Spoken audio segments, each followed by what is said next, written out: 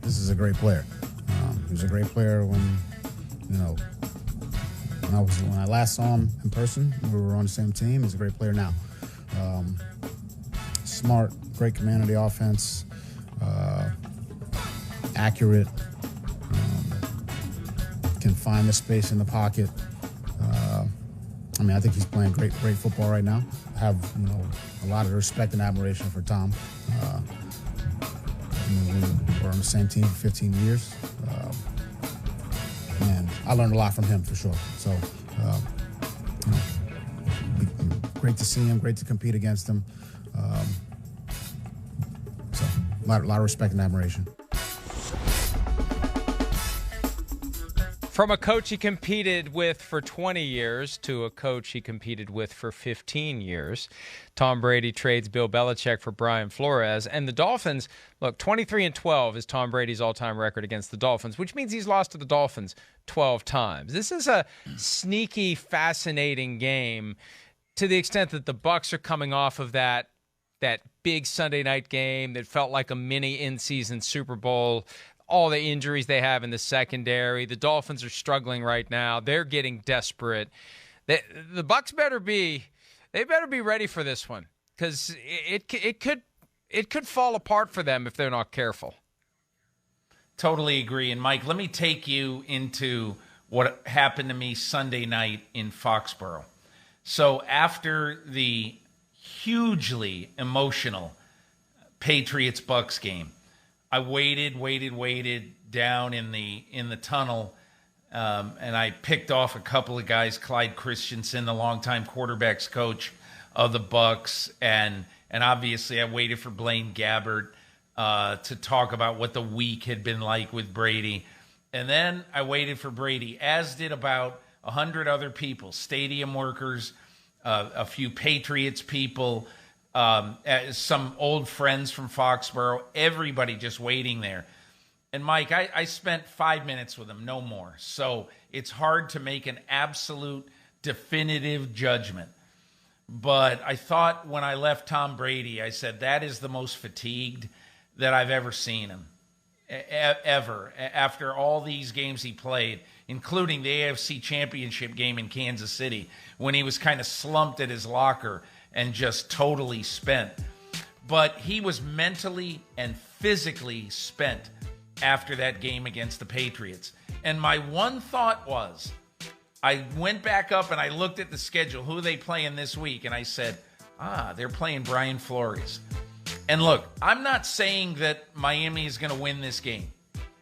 I just happen to think that you can't ask, no matter how great Brady is, no matter how he has basically stood the test of time, and he's still playing at this level when he's 44 years old. At some point, the mental and physical stuff that Tom Brady has gone through, particularly last week, which was absolutely exhausting. All I can say is, if I had to play Tampa Bay, I would want to play them after that game last week. And, Peter, let me just say this real quickly. We got to move on to the next game. But you said something that kind of crystallized a thought that I've had this season. And I feel like this season it's more significant than ever because we have a 17th game. But when you look at each week, every game, the level of physical exertion, the mental involvement, the emotional toll in one game. And we've seen some exciting primetime games that feel almost like postseason. They got to do that over and over and over and over 17 times. And it never really hit me like it did this year. And maybe it's this glut of games that feel like they're highly significant in September and early October. And it's like, man, we still got a long way to go. How in the world do these guys keep it going week in and week out? And the team that is best able to keep 53 guys physically, mentally, and emotionally able to keep going, that's the team that's going to emerge as the Super Bowl contender. It's why there should never have been a 17-game schedule, and there should never be an 18-game schedule. Period. End of story. It is greed on the part of the owners and on a part of the league. That's all there is to it. And it shouldn't have happened. And a pox on the NFL's house if they ever go to 18 games.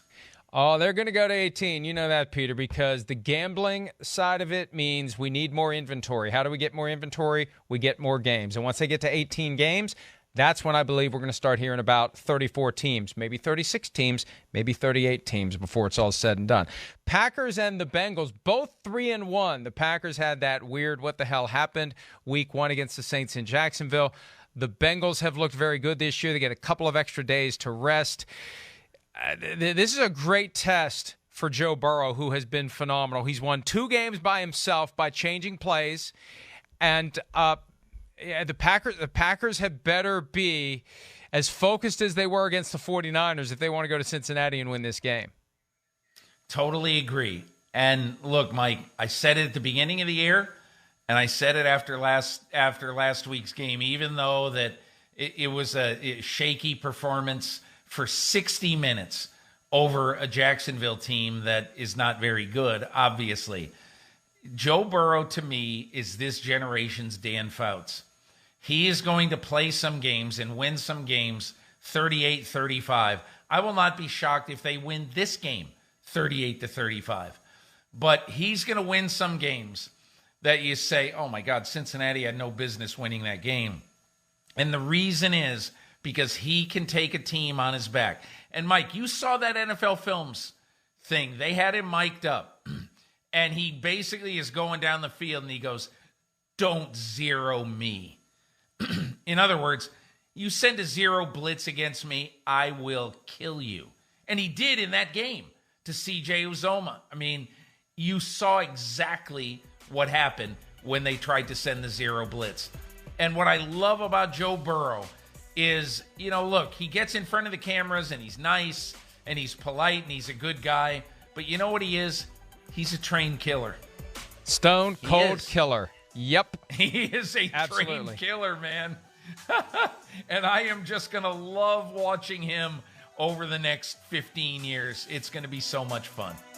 And he knows who's coming to town. He knows it's Aaron Rodgers. This is his chance to show Aaron Rodgers. I mean, look, we all want to find the approval of people who have done what we do at a high level before us, and he gets a chance. Everybody in the stadium knows what he can do. Everybody on his sideline knows what he can do. This is his chance to show Aaron Rodgers what he can do. And that's going to motivate Joe Burrow. And you're right. He does it with a smile on his face and a song in his heart. And he's a nice guy, but stone cold killer, and he will get you. And he's got that swagger, that arrogance that isn't off-putting, that allows him to take his team to the heights he's taken it early this year. 3-1, still early, but Peter, it was, again, snap your fingers, and we were worried about whether or not he was going to be healthy, whether or not he was going to be seeing ghosts around his left knee. He put all that to bed the first week of the regular season. Yeah, he put it to bed in the first series. Look, Mike, there are so many good young quarterbacks, and it's ridiculous to try to just say, if I say, oh, Joe Burrow's a top 5 quarterback, that's what he's going to come out of this year as a top 5 quarterback. I mean, you could say that about 15 guys. I mean, there are just so many really good quarterbacks under the age of 26 right now. It's an embarrassment of riches for the NFL. One guy who is not a top 5 quarterback currently is Ben Roethlisberger, the Pittsburgh Steelers. Seems things are not going well for Pittsburgh right now. They're 1-3. They're 0-2 at home. The Broncos come to town. Teddy Bridgewater practiced on Thursday. He's got to get through the various protocols and approvals in order to return from the concussion that he suffered against the Ravens on Sunday. It's either going to be him or Drew Lock. This is desperation time for Pittsburgh, Peter, and I've been in and around Pittsburgh almost my entire life. This feels like a game that, however they do it, whatever the scenario, whether the defense scores 3 touchdowns, whether they have a touchdown on a fake field goal, whether they have a block punt like they did against Buffalo, no matter what a liability the offense is, this just feels like a game that the Pittsburgh Steelers muster the will to win because they have to. Nothing about Ben Roethlisberger, if you look at this clinically, is absolutely horrible. Nothing about it. I mean, He's been just average. He's been a below average quarterback this year, but it's not like he's throwing 3 balls a game to the other team. But what you've seen is the inability of him to adjust behind a shaky offensive line. And you've also seen a running game, Mike. And look, the reason why I don't want to put Ben Roethlisberger all to blame for this is for a very simple reason. What did the Pittsburgh Steelers say 100 times in this offseason? They said, we will have a running game in 2021. We will finally be able to run it. And Mike, they're running it worse than they ran it a year ago. It doesn't matter whether they picked up Najee Harris, totally did a facelift of their offensive line. That doesn't matter. What matters is that they're actually running it worse than they did when it was the worst year in the Mike Tomlin reign last year. And Peter, Sims and I have been talking about this a lot, and we've come to the conclusion that the only way to save this is to basically don't let Ben put himself in a position where he thinks he's the guy he was 8 years ago who can extend plays with his feet. Those highlights we show, it's almost sad. He's not the guy who can run away from pressure. He gets dragged to the ground. The clock moves faster than it ever has. You have to establish the running game. You have to run it and run it and run it and make him basically into a game manager where he's just not getting in the way of what the team otherwise is built to do or should be built to do, which is run the ball and play great defense. That defense is good enough that if the offense isn't screwing things up, they're going to be in every game, just like they were in Buffalo. I think so too, Mike. And the one thing I would say about Roethlisberger, and it comes back to the offensive line, when you have a quarterback who's playing with cement shoes, you better have a very good offensive line. They have a poor offensive line. He's way too close to the Three Rivers to be wearing cement shoes. I know that. All right, Bears and the Raiders. A sneaky, intriguing game. They played a couple of years ago, and the Raiders upset the Bears because the Bears were coming off of a division title. This time around, the Bears are the underdogs, although they're 2-2. For all the sky is falling in Chicago, they've still won half of their games, and now we finally have what everyone has wanted from the moment Justin Fields was drafted. He's the guy.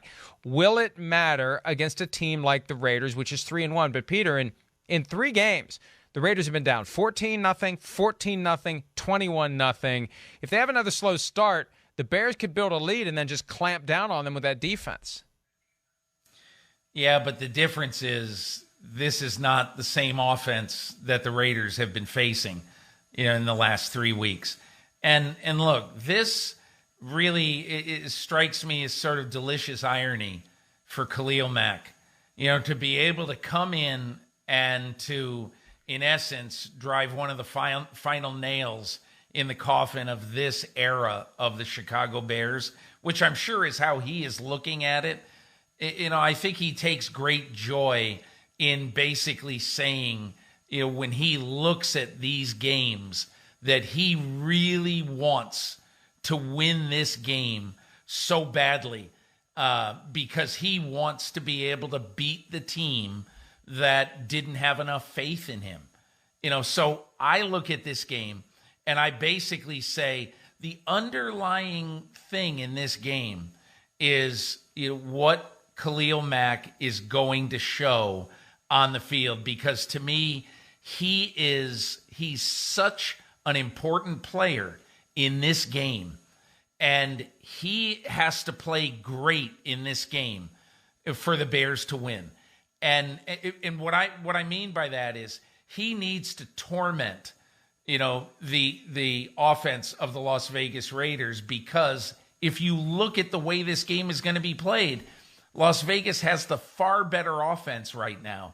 And so almost as important in this game as Justin Fields is, in my opinion, Khalil Mack has to be as impactful in this game.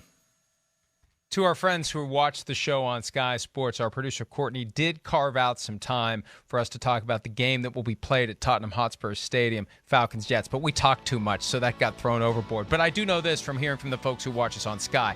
They don't care who's coming. They're just thrilled to have an NFL game. They're so passionate about it. They will take Jets-Falcons. They'll take anything, and we appreciate the passion. Hi, I'm Mike Tirico, and thanks for watching. Make sure to hit subscribe for the latest news and highlights from NBC Sports.